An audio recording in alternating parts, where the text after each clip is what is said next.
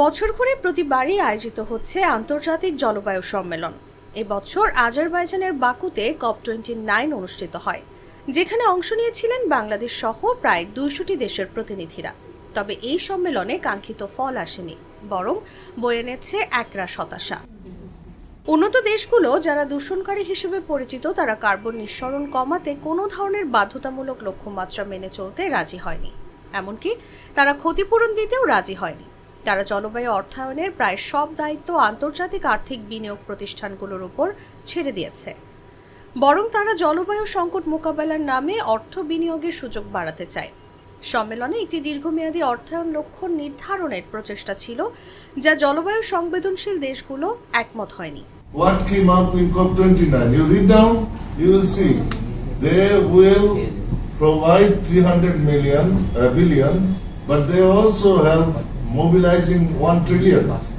And it is not now any more obligatory to the state parties of northern countries or even FCCC. It became the private entities and private public, both the people who should be mobilizing this fund.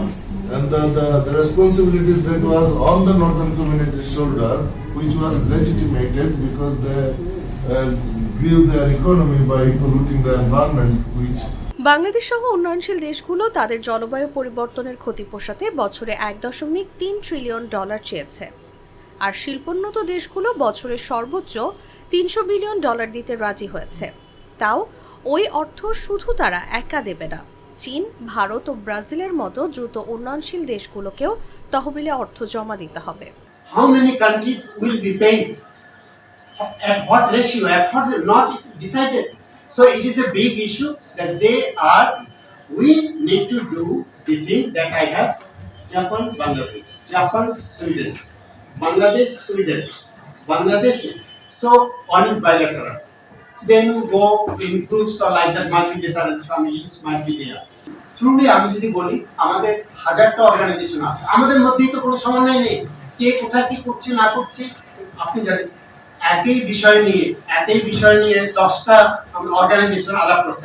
আমাকে বলুন তো, same thing, তাহলে 10টি they will be given 10 times budget for the study of the same river.